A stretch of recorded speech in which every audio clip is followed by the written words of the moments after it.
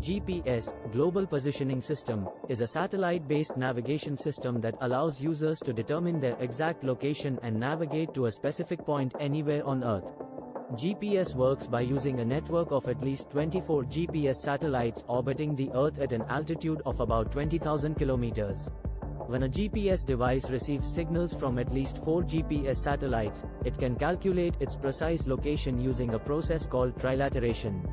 Trilateration is a mathematical technique that uses the time it takes for signals to travel from the satellites to the GPS device to determine the distance between the device and each satellite. By comparing the distances to each satellite, the GPS device can determine its precise location on Earth. To be more specific, GPS works as follows. The GPS device sends a signal to the GPS satellites, requesting their location and the current time. The GPS satellites receive the signal and send back a message containing their location and the current time. The GPS device receives the signals from at least 4 GPS satellites and uses the time it took for the signals to travel to calculate its distance from each satellite.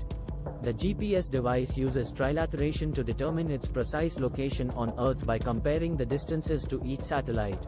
The GPS device displays the user's location and can provide directions to a specific point using the GPS coordinates.